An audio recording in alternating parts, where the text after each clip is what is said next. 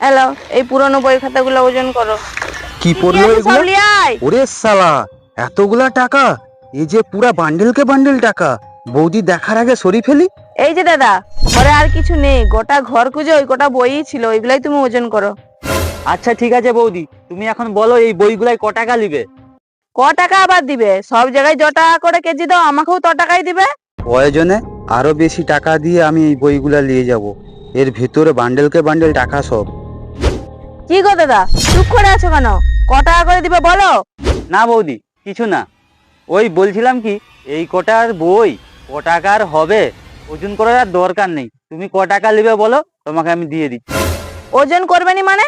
আমার যতটুকুই বই হোক না কেন, তুমি ওজন করো, ওজন করে য টাকা হবে আমাকে তুমি ত টাকাই দিবে। বইগুলা তো ওজন করতে গেলেই দেখে ফেলবে। যেভাবেই হোক ওজন বাদেই আমাকে কিনতে হবে। বৌদিটাকে কিছুতেই বুঝতে দেওয়া যাবে না। বলছি বৌদি, এই কটা বই আর ওজন করে লাভ নেই। আমি তোমাকে আন্দাজ করে 3 কেজির দাম দিয়ে দিচ্ছি।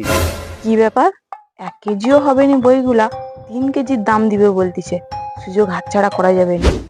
দেখো দাদা, আমাকে তাহলে 5 কেজির দাম দিতে হবে, নাহলে আমি এই বই বিক্রি করবো নি। ব্যাপারটা কি হলো?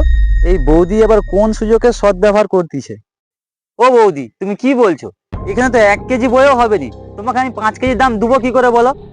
দাও তাহলে, তোমাকে আমার বই নিতে আরে হবে। বৌদি শুনো শুনো, আমার কথাটা একবার শুনো শুনো।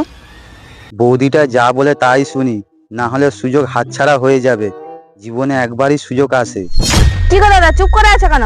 তুমি বই নিবে তাহলে, নাহলে আমার বই আমাকে ফেরত দাও।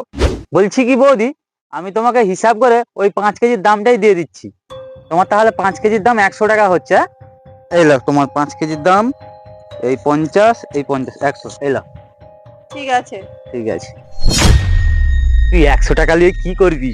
আমি তো বান্ডিলকে বান্ডিল পেয়ে গেছি। আমার আর এইসব ধান্দা করতে হবে না, চটচট করে বাবা পালিয়ে যায়। আমার আজ নসিব খুলে গেছে।